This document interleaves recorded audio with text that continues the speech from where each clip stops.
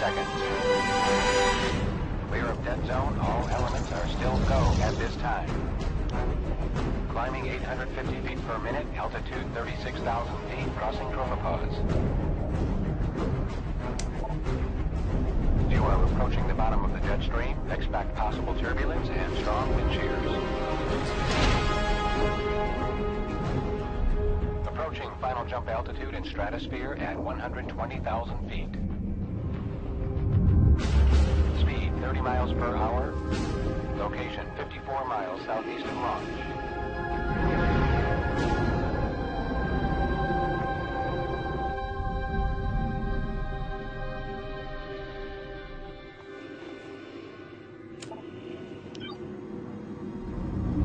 Activate jump oxygen system. All right, capsule oxygen is off. Roger. Proceed to exit.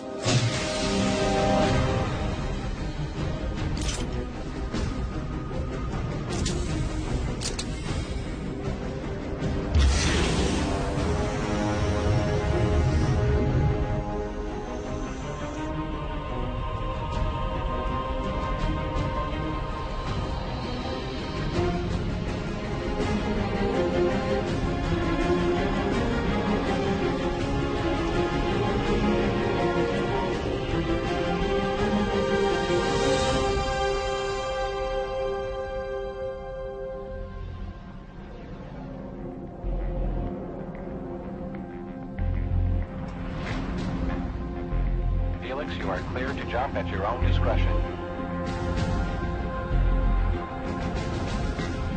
Cleared. I'm on my own.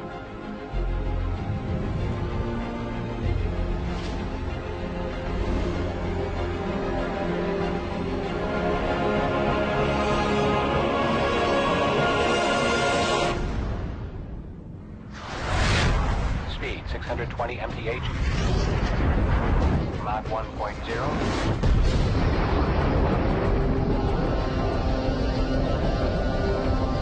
Mach 1.2.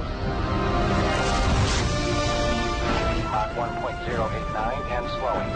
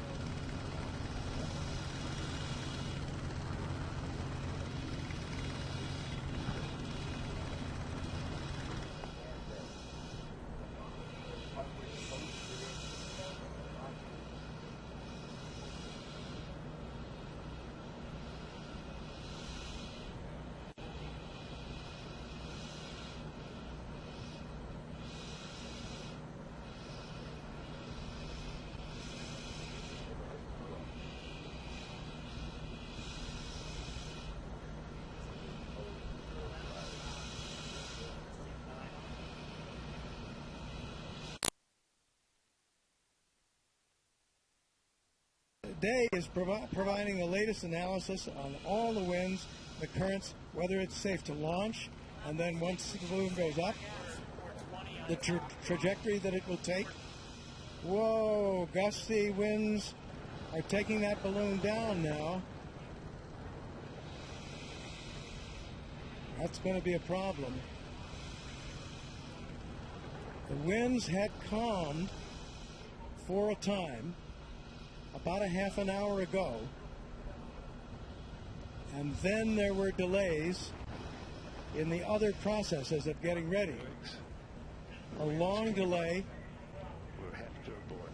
Oh, there it is. There's the decision. Let's abort the attempt for this morning. That's the decision. This is going to be off for today. So tomorrow is problematic. It's uncertain just what the weather will be. They had the window for a short while, but the winds are a huge concern because this balloon is so big to carry Baumgartner aloft to that height, to the 120,000 feet that he was hoping to reach before jumping from that balloon. Sorry, but Here's Kittinger. Keep it coming when you can. Kittinger looking defeated. And for Baumgartner, this has been an ordeal too, because he was awakened at 2 o'clock this morning, came out here to the launch area. Attention on the net, this is mission control. His word for mission control. 42, we're going to call a cancel for the mission today due to gusty winds. That was Mike Jacobs. He's the mission coordinator. And abort due to gusty winds, and a very disappointed Felix Baumgartner. And there's Felix's mother, hand up to the forehead. She's disappointed too. She's stepped out of mission control now. She's been inside mission control. First time she and the senior Baumgartner, Felix Baumgartner, the father, ever been outside of Europe. Came to watch their son go off today, and now it's not going to happen. So there were many frustrating events through the day. You see Kittinger there shaking his head. First, we had a 5-hour hold because the winds were just too brisk to attempt this launch.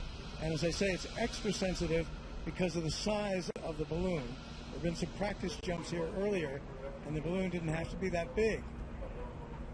But to get a balloon that size aloft, the winds have to be almost negligible. Up to 2 miles an hour, that's it. For 800 feet above the surface. It's just such a delicate process launching the balloon. So first there was a 5-hour weather delay. Then the winds calmed down and there was a brief window to get things going. But there were problems. They got Baumgartner into the capsule, but then there was a radio problem. He has 2 radio systems in the capsule. And that's his only communication with Joe Kittinger. And one of those radio systems went down. Radio overheated. There may be other problems we don't know about, but one of the radios went down, and there was a lot of problem solving to try to do to see what was going on. They're outside mission control. Again, you see Kittinger's family and about 7 other friends from Austria who came for this event, disappointed, looking out on the ramp. And there's the high shot from a helicopter of the balloon inflated just as high as it's going to go. There is a backup balloon. There are not many balloons around this size, a balloon capable of carrying Felix Baumgartner up to that altitude. This balloon, by the way, is 3 times larger than any balloon that's ever been launched with a human being being lifted aloft underneath it. So 3 times larger than any other manned balloon flight.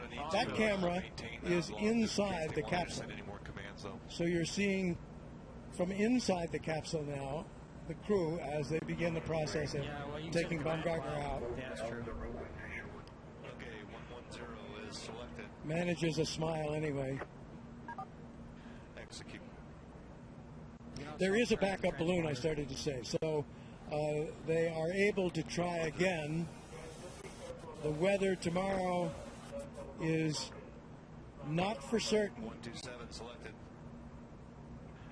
There's Baumgartner talking. Somewhat questionable tomorrow.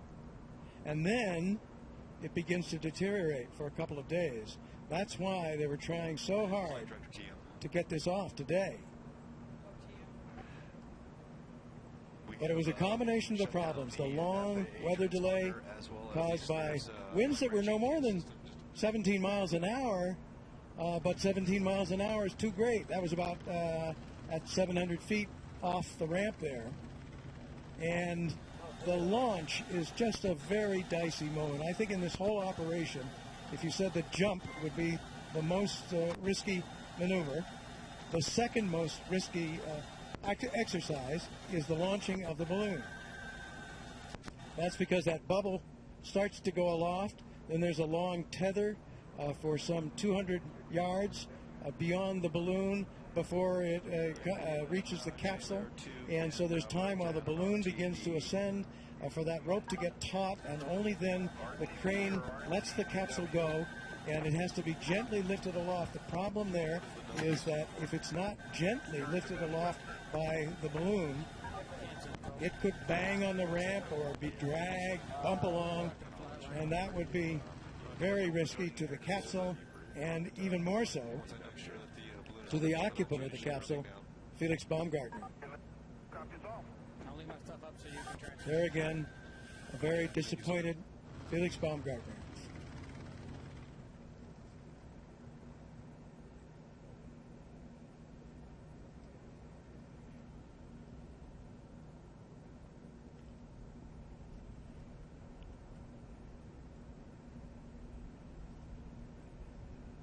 So now there'll be a long process of getting Baumgartner back out of that balloon. Joe Kittinger, who held the old record, disappointed. Felix Baumgartner, equally disappointed. Kittinger's a little more emotional than Baumgartner. So the idea was Kittinger, again, holds the record for the highest jump ever from 102,800 feet. That's 19 miles up. He accomplished that 50 years ago when he was in the Air Force and one of their key high-altitude test people. So he jumped from 19 miles up, and it was right here in New Mexico, not from Roswell, but from nearby. And then also set the record during that jump, again, 52 years ago, for the fastest free fall, because he descended at 614 miles an hour. And it was the longest lasting free fall before he pulled the parachute cord, 4 minutes and 38 seconds. So those were the records that Felix Baumgartner was going for today with Joe's approval.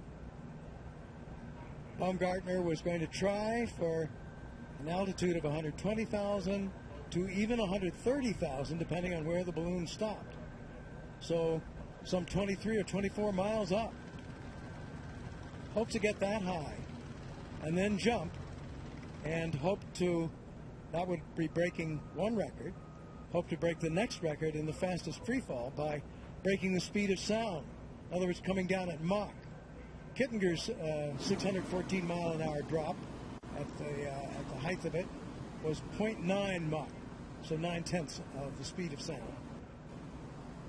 Baumgartner hoped to break the speed of sound. He'd be the first human being ever, as a freefaller, outside of an airplane or an aircraft, as a freefaller, the first human being ever to break the speed of sound in a freefall. And there was a lot of debate about what would happen.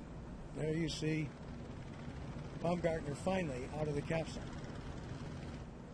But some fierce debate in the scientific community about whether there'd be any effect at all on the human being falling of breaking the sound barrier, or whether there would be some noticeable effect. And when a plane breaks the sound barrier, shock waves build up around the fuselage and the wings, and sometimes there's a clap of the molecules crashing together, making a noise.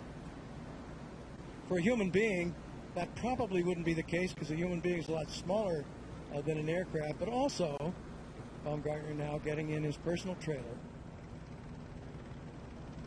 I'm going to leave the ramp in a moment. But back to the sound barrier. The other reason that it might not be so difficult for a human being at that altitude would be the thinness of the atmosphere. The atmosphere up there where Baumgartner was planning to jump is only about 1/1000th of the atmosphere at the surface of the Earth. Therefore, there are fewer molecules to bang together when they're being compressed by an object going faster than the speed of sound. So a lot of people, including the medical doctor on supervising this flight, felt that it might not be noticeable, certainly not to Baumgartner, nor to the equipment that he was carrying, or to others, when he went through the sound barrier. The hope was, and will continue to be when this jump happens, the expectation is that he would reach Mach about 20 seconds, 30 seconds after he drops. There's a sad remnant of today's exercise.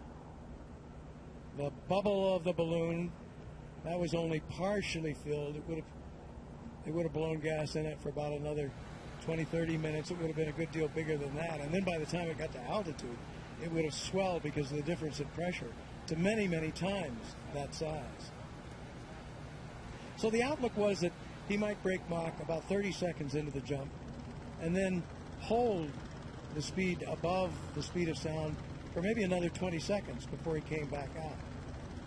And Baumgartner himself might not have been aware of when he broke the sound barrier. He doesn't have too many clues available to him.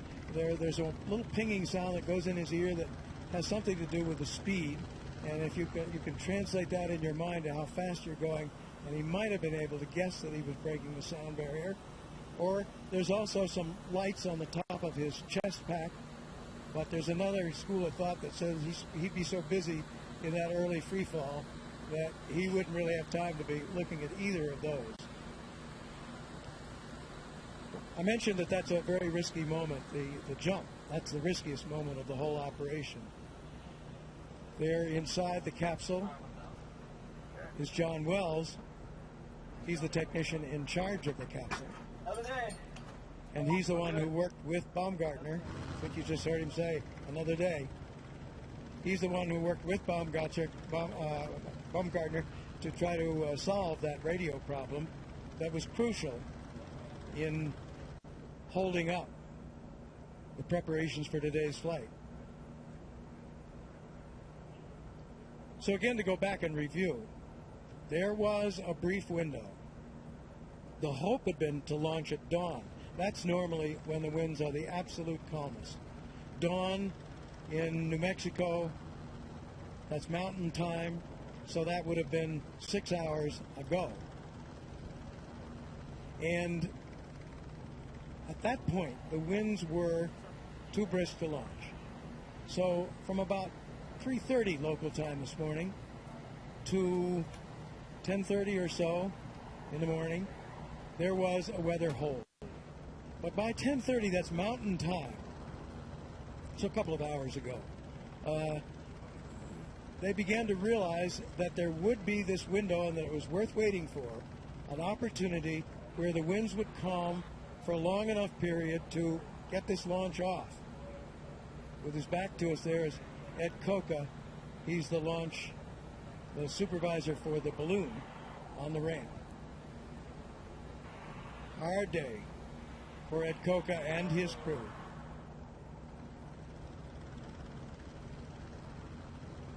So there was this brief window, and they began at that point to go through their preparations as soon as they felt it was safe to go, and got Baumgartner into his suit, started him pre-breathing the oxygen. He does an exercise where he breathes 100% oxygen to purge his body of nitrogen.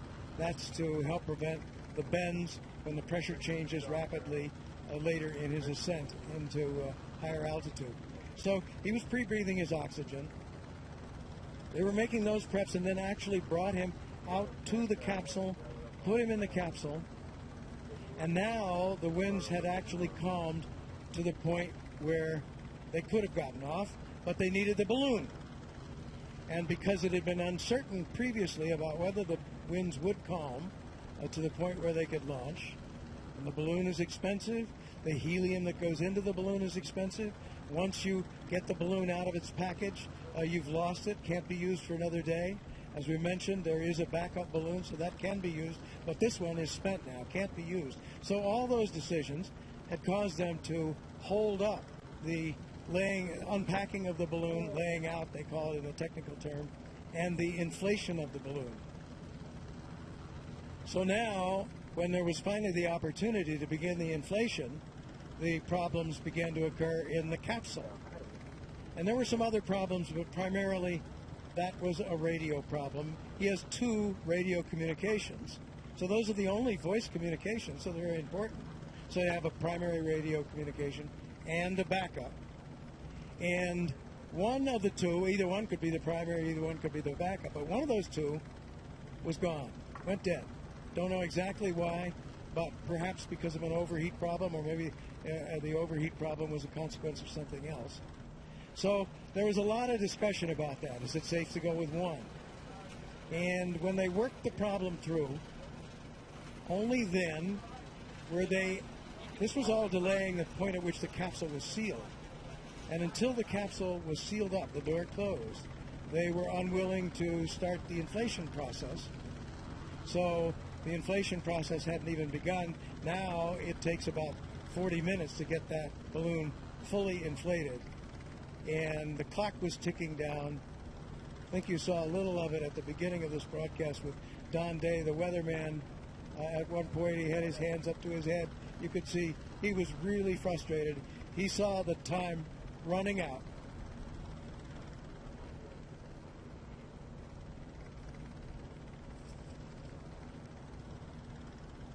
So there, what's left of this effort this morning, gathering themselves on the ramp. Trailer still out there with Baumgartner. Mission control now emptying.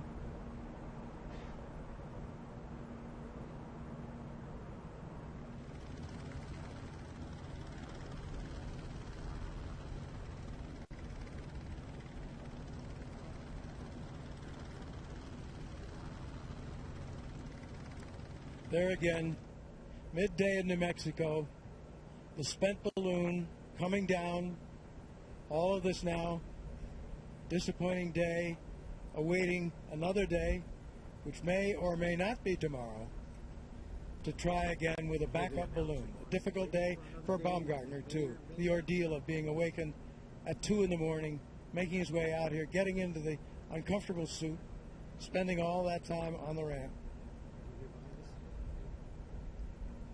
And now it's all coming to a close for this day's activity. Disappointment, too, not only for Baumgartner, for Joe Kittinger, but all of the people who were taking part in this effort, some 300 of them. So to recap, the Red Bull Stratos team had a mission aboard today due to gusty winds, basically. The team has overcome a lot of challenges to get to this point, and they say they won't be daunted, that they'll continue the mission to launch another day when the weather is more favorable. So tomorrow is a possibility. We don't know yet. The good news is that in October in New Mexico typically holds a lot of good days for a balloon launch. There were good days in the summer. I had some practice jump then, but we're unable to get it off. More information, stay tuned for live broadcast from www.redbullstratos.com for updates.